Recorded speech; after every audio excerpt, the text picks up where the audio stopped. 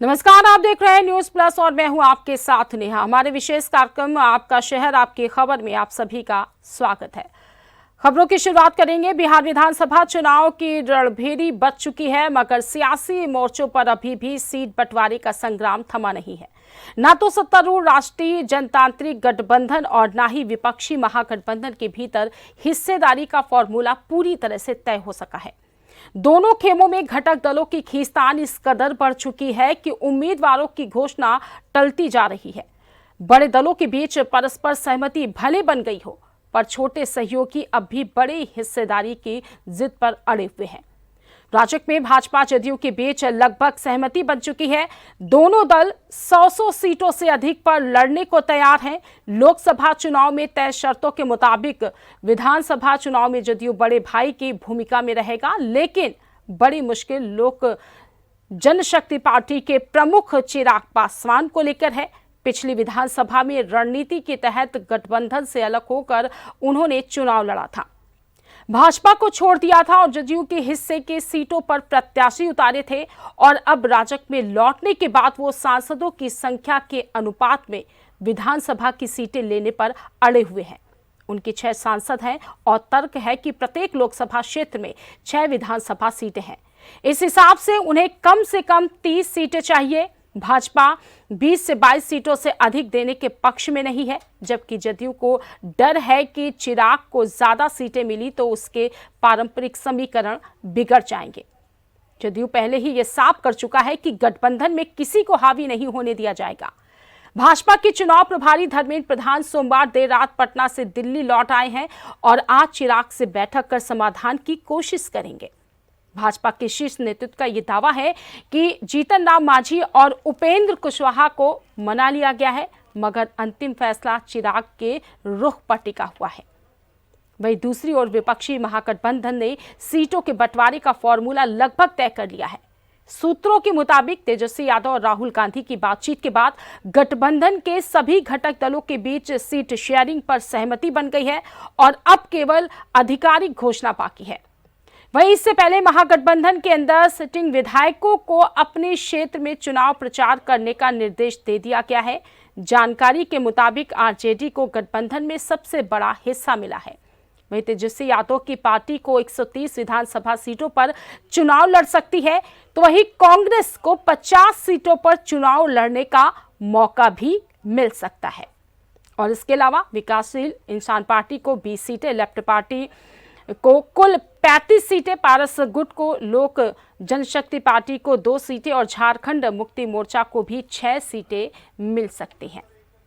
Seat बंटवारे के इस फॉर्मूले से यह साफ हो गया है कि महागठबंधन का चेहरा एक बार फिर से तेजस्वी यादव ही होंगे। आरजेडी सबसे बड़ी पार्टी के तौर पर न सिर्फ सबसे ज्यादा सीटों पर चुनाव लड़ेगी, बल्कि मुख्यमंत्री पद का दावा भी उसी के पास रहेगा। पार्टी रणनीतिकारों का यह मानना है कि पिछली बार की तरह इस बार भी महागठबंधन में तेजस्वी यादव ही ड्राइविंग सीट पर काबिज होंगे। महागठबंधन में भी स्थिति कम जटिल नहीं है। अब विकासशील इंसान पार्टी प्रमुख मुकेश सहनी ने नई पेच डाल दी है और वीआईपी प्रमुख मुकेश सहनी ने यह साफ साफ कह दिया है कि सरकार बनते ही वो उप मुख्यमंत्री बनेंगे। सहनी के बयान पर आरजेडी उन्हें मजबूत साथी बता रही है, तो एनडीए नेता जीत के सपने बता रहे हैं। इस पर देखिए हमारी ये खास रिपोर्ट। बिहार में चुनाव की तारीखों का ऐलान होने के साथ ही विपक्ष की महत्वाकांक्षाएं खुलकर सामने भी आने लगी हैं। दरअसल विपक्षी महागठबंधन की पार्टी वीआईपी के मुखिया मुकेश सहनी ने साफ साफ कह दिया कि सरकार बनते ही वो डिप्टी सीएम बनेंगे। अरे इसमें भी कोई कहने वाली बात है क्या? शुभ शुभ बोलो यार, हम हैं, सरकार बनाएंगे डिप्टी सीएम बनेंगे, सरकार बनाएंगे डिप्टी सीएम बनेंगे।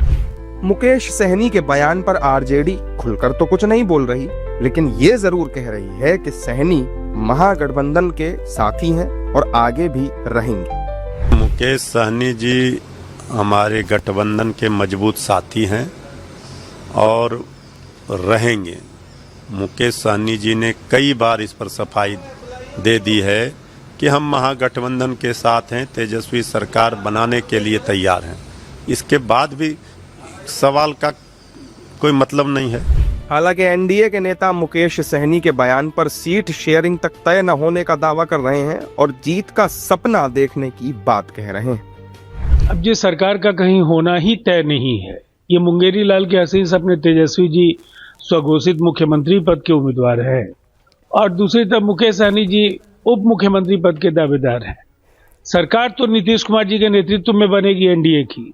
अब ऐसे में ये जो भी जंगल राज की वकालत करने वाले लोग हैं, इनका होश ठिकाने लगाने का काम जनता करेगी। अरे भाई 20 साल से महागठबंधन के नेता महाझूठ बोल रहे हैं, कुछ होने वाला नहीं है। उनको इस बार विपक्ष के नेता का दर्जा भी मिलने वाला नहीं है। एनडीए भारी बहुमत से जीतेगा और वो लोग मुख्यमंत्री का और उप मुख्यमंत्री का ख्वाब पाले हुए हैं।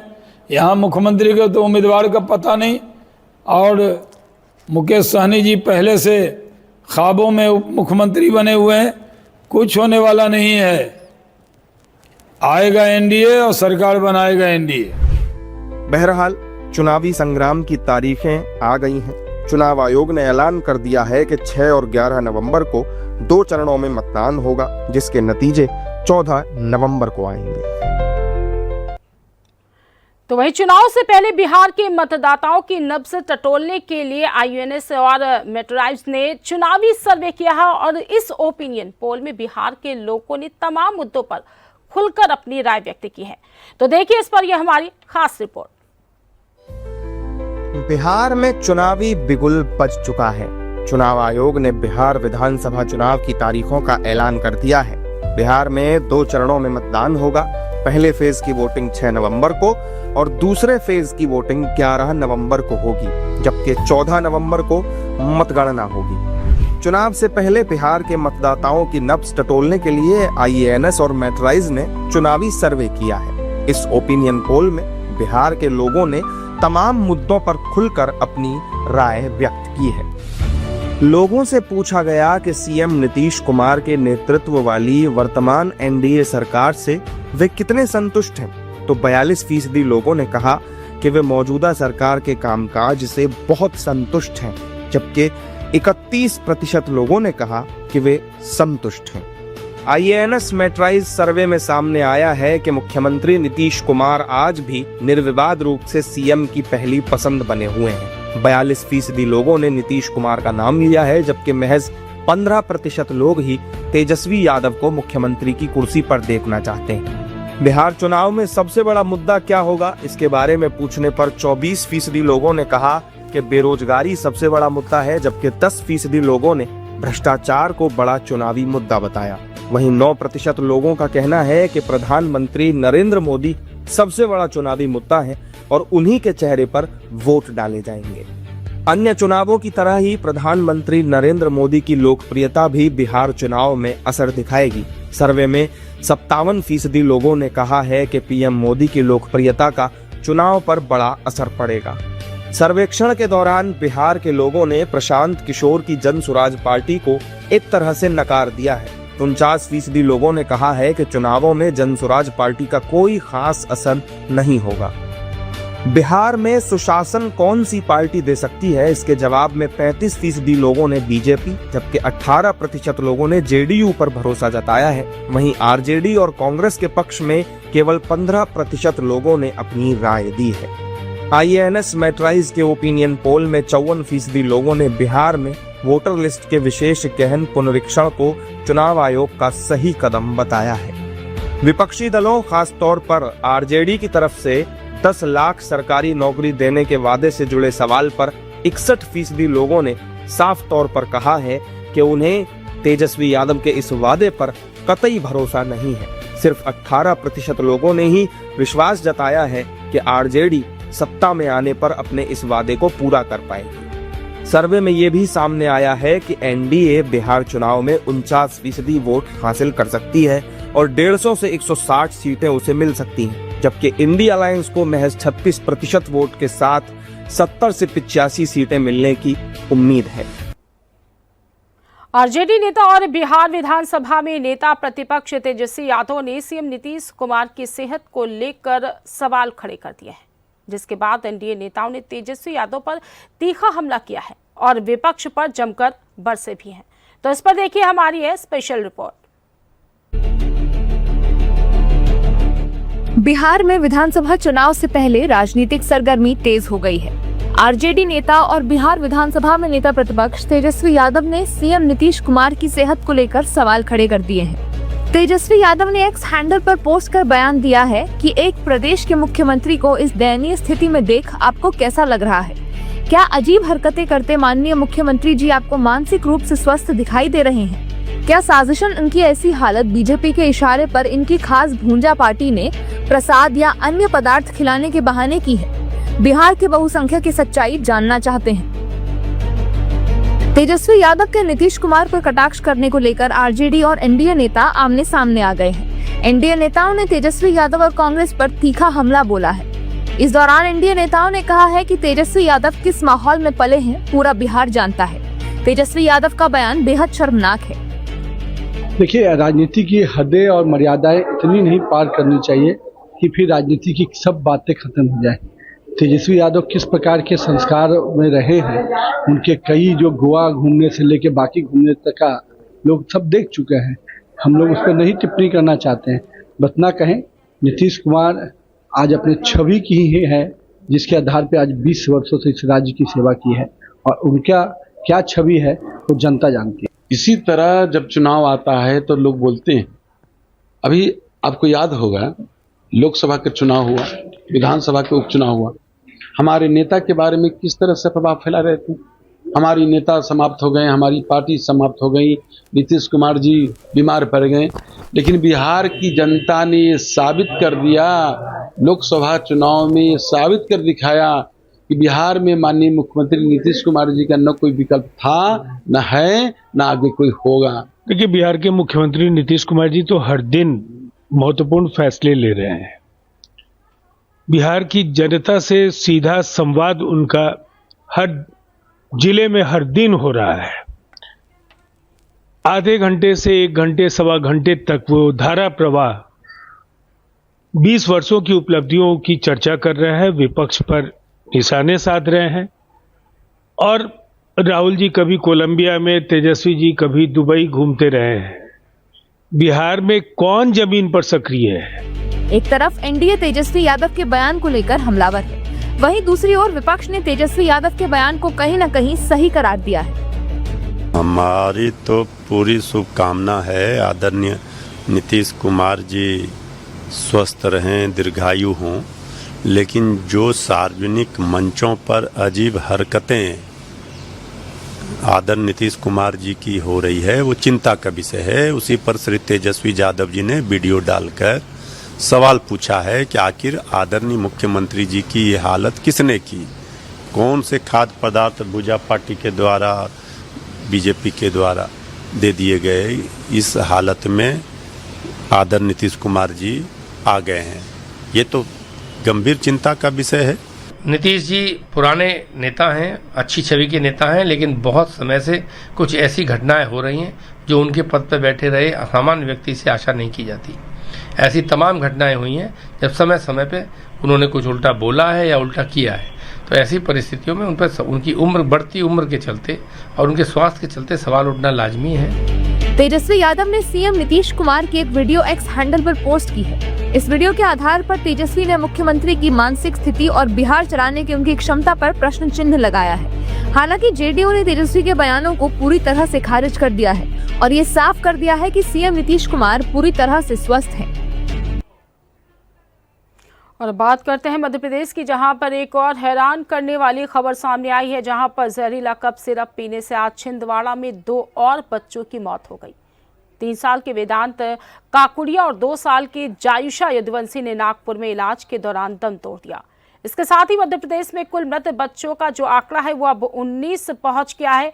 बीते सोमवार को तामिया ब्लॉक के भरियाणा की रहने वाली 2.5 साल की मासूम धानी ढेरिया की मौत हो गई थी, जिसका नागपुर मेडिकल कॉलेज में इलाज चल रहा था। मध्य प्रदेश समेत देश के कुछ राज्यों में कफ सिरप पीने से कई बच्चों की मौत की खबरें सामने आने के बाद सुरक्षा को ध्यान में रखते हुए उत्तर प्रदेश सरकार ने सतर्कता को पहले से भी अधिक बढ़ा दिया है। दरअसल स्वास्थ्य विभाग ने सभी जिलों के लिए चेतावनी जारी करते हुए कहा कि उक्त सिरप की बिक्री और वितरण तत्काल रोक दिए जाए। बता दें कि उत्तर प्रदेश समेत महाराष्ट्र, केरल, तमिलनाडु में कफ सिरप पर रोक लगा दी गई है। महाराष्ट्र FDA ने cold drip syrup batch SR13 की बिक्री पर उपयोग दोनों तरह की रोक लगा दी है। सहायक आयुक्त औषधि दिनेश कुमार तिवारी ने रविवार को आदेश जारी करते हुए बताया कि मेसर्स एक्सप्रेशंस के खास बैच के कोल्ड और RIF सिरप में थाईएथिलीन ग्लाइकॉल और एथिलीन ग्लाइकॉल जैसे विषैले रसायनों की मौजूदगी हो सकती है। ये रसायन बच्चों की सेहत के लिए काफी खतरनाक साबित है। इनके सेवन से शरीर पर जानलेवा असर हो सकता है और ऐसे में सभी औषधि निरीक्षकों को निर्देश दिया गया है कि वो संबंधित बैच की बिक्री और वितरण तुरंत रोक दें।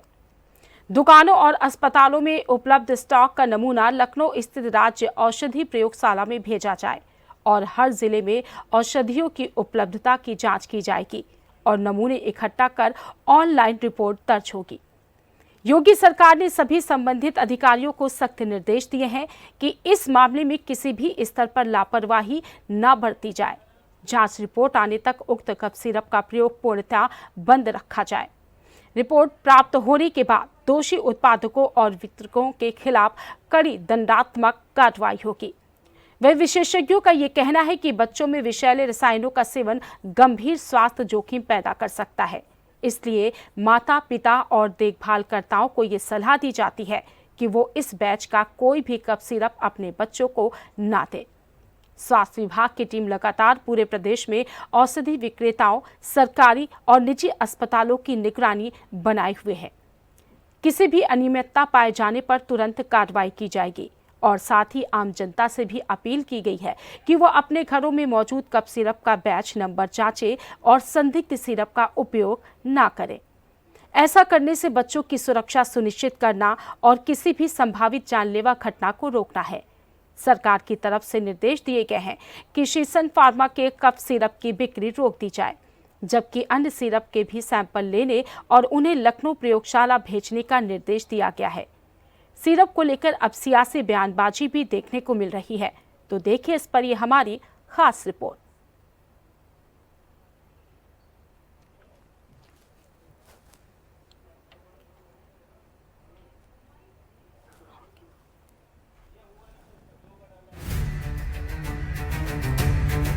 मध्य प्रदेश और राजस्थान में कफ सिरप पीने से बच्चों की मौत के बाद उत्तर प्रदेश में अलर्ट घोषित किया गया है।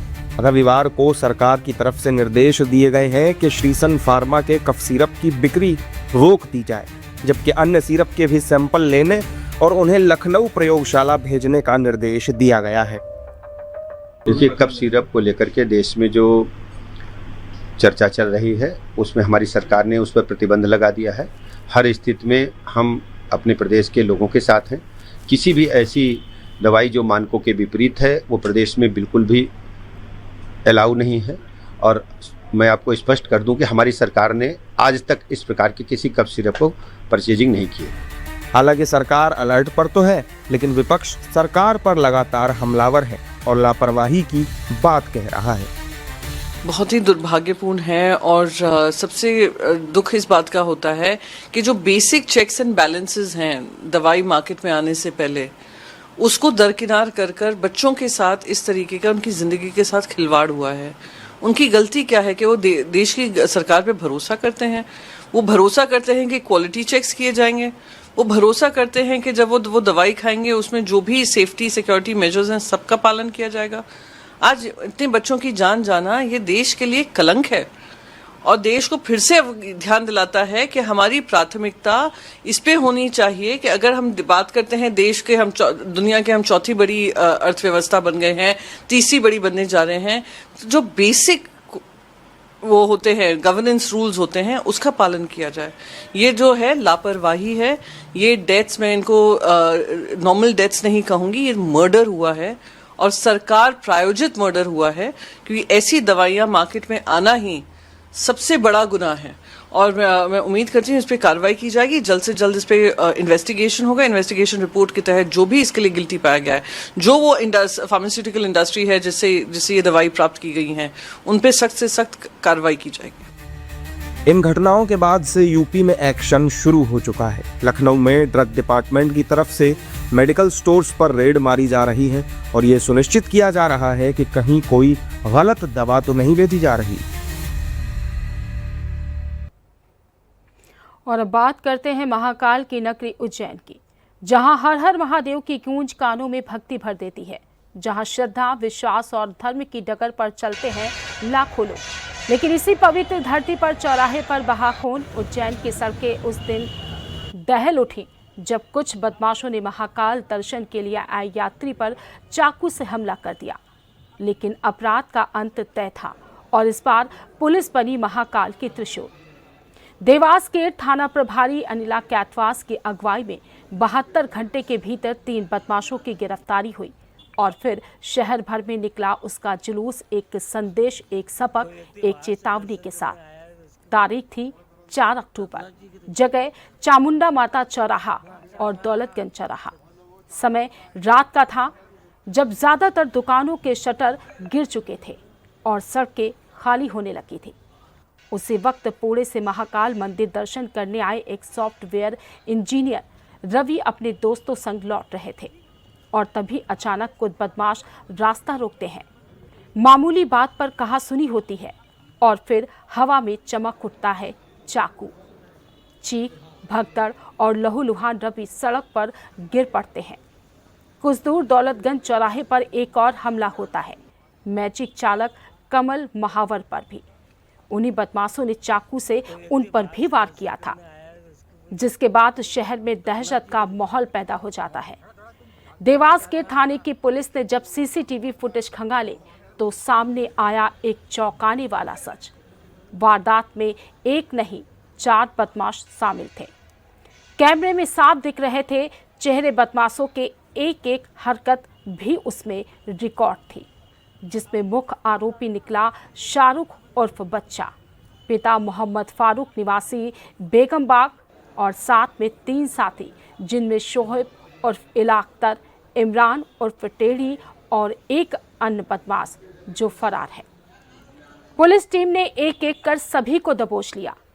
अक्सर लोग कहते हैं कि पुलिस देर से आती है, पर इस बार उज्जैन पुलिस ने दिखाया कि न्याय की नगरी में देरी नहीं बल्कि कार्रवाई होती है। थाना प्रभारी अनिला कैथवास के नेतृत्व ने संभाला, टीम बनी और रात दिन छापेमारी की कार्रवाई शुरू हो गई। सीसीटीवी से मिली पहचान, मोबाइल लोकेशन से ट्रेसिंग और मुखबिरों की मदद से 72 घंटे में तीनों आरोपी पकड़े गए। गिरफ्तारी के बाद जब पुलिस ने आरोपियों से पूछताछ की तो उन्होंने अपना अपराध कबूल किया और कहा कि हमने पहले से प्लान बना रखा था। यह सुनकर पुलिस ने न केवल गिरफ्तारी की बल्कि एक सबक भी दिया जो पूरे उज्जैन में चर्चा का विषय बन चुका है। देवास के थाने की टीम ने उन बदमाशों का जुलूस निकाला, उठक बैठक लगवाई, कान पकड़कर माफी भी मंगवाई और वो दृश्य जो अब सोशल मीडिया पर वायरल हुआ है, जब तीनों बदमाश बोले अपराध करना पाप है और पुलिस हमारी बाप है। ये नजारा देख शहर की जनता ने तालियां बजानी शुरू कर दी। कई लोगों की आंखों में गुस्से के साथ सुकून भी था, क्योंकि उन्होंने पहली बार देखा था कानून का डर जिंदा है।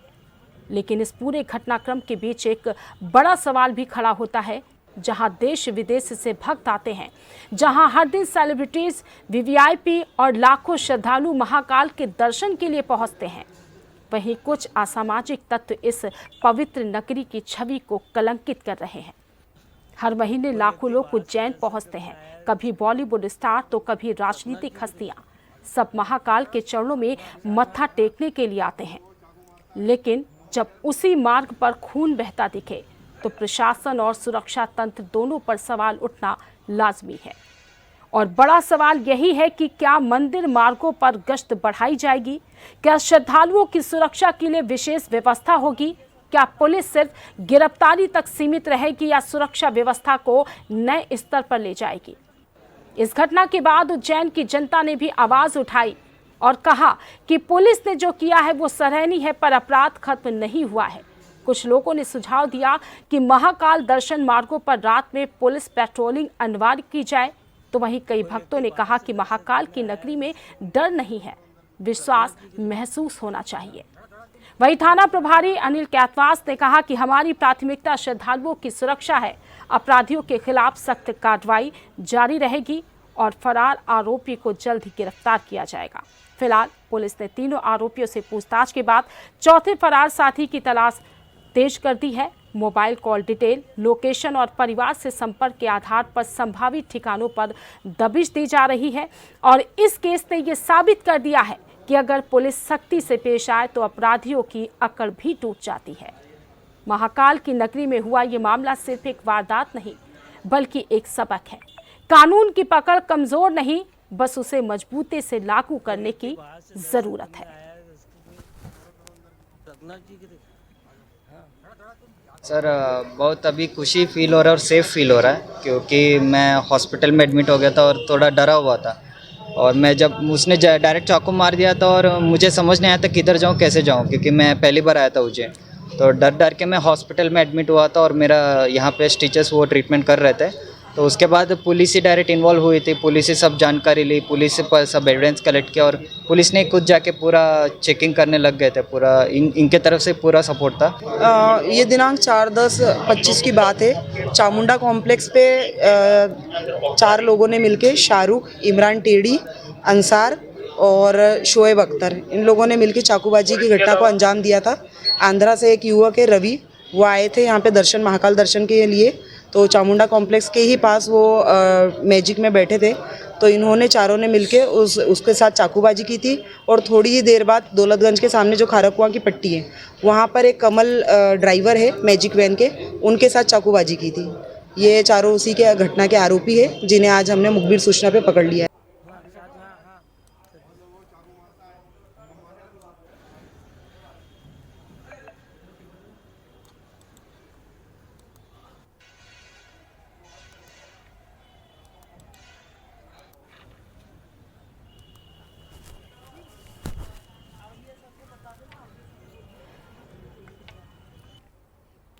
शिक्षा वो शब्द है जिसमें समाज का भविष्य छिपा होता है, पर जब वही शिक्षा का मंदिर शर्मसार हो जाए, जब बच्चे अपने गुरु की जगह गुनाहगार देख लें, तो सवाल उठता है क्या अब स्कूल सिर्फ किताबों तक सीमित रह गया है या नैतिकता अब पाठ्यक्रम से बाहर हो चुकी है।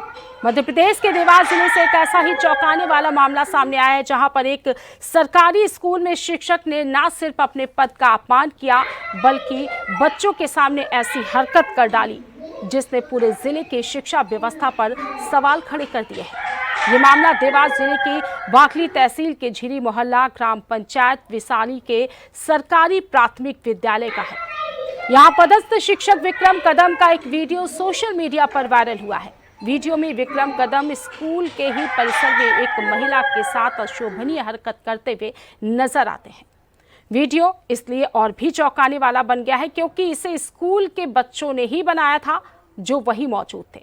बच्चों ने देखा, समझा और फिर शायद डर और शर्म के बीच कैमरा ऑन कर दिया और इस पूरे शर्मनाक दृश्य का मोबाइल में कैद कर लिया। वो वीडियो बच्चों के मोबाइल से निकला और कुछ ही घंटों में पूरे इलाके में चर्चा का विषय बन गया। और जैसे ही ये वीडियो सोशल मीडिया पर वायरल हुआ, बाकली शिक्षा विभाग से लेकर देवास जिला शिक्षा कार्यालय तक हड़कंप मच गया। लोगों में गुस्सा था, सवाल थे और शर्म भी। वीडियो वायरल होते ही block education officer NP Singh को जांच के आदेश दे दिए गए। उन्होंने मौके पर जाकर विद्यालय के स्टाफ और ग्रामीणों के बयान लिए और इसके बाद जिला शिक्षा अधिकारी हरि सिंह भाटी ने शिक्षक को तत्कालीन प्रभाव से निलंबित कर दिया। शिक्षा विभाग ने कार्रवाई तो की, लेकिन सवाल ये भी है कि इस तरह की घटनाएं बार बार क्यों दोहराई जा रही है। देवास जिले में ही पिछले कुछ महीनों में कई बार शिक्षकों की अनुशासनहीनता के मामले सामने आ चुके हैं। कभी स्कूल में शराब पीने का, कभी बच्चों से बदसलूकी और अश्लील हरकत का। जिस उम्र में बच्चों को संस्कार सिखाए जाने चाहिए, उसी उम्र में वो अपने शिक्षक को गलत हरकत करते हुए देख लें तो उनकी सोच पर इसका क्या असर पड़ेगा, ये एक सोचने वाला विषय है। मध्य प्रदेश सिविल सेवा आचरण नियम 1965 के अनुसार किसी भी सरकारी कर्मचारी का अनैतिक या अशोभनीय व्यवहार गंभीर अनुशासनहीनता के दायरे में आता है। अगर आरोप साबित हो जाते हैं तो निलंबन के बाद बर्खास्तगी और सेवा समाप्ति का भी प्रावधान है। इस मामले में शिक्षा विभाग ने फिलहाल शिक्षक को सस्पेंड किया है और विभागीय जांच जारी है। देश के हर कोने में लाखों शिक्षक आज भी अपने कर्तव्यों को ईमानदारी से निभा रहे हैं, लेकिन कुछ विक्रम कदम जैसे लोग पूरे शिक्षा तंत्र पर दाग लगा रहे हैं। देवास के यह मामला सिर्फ एक वायरल वीडियो नहीं, ये उस नींव का झटका है जिस पर समाज की शिक्षा टिकी हुई है।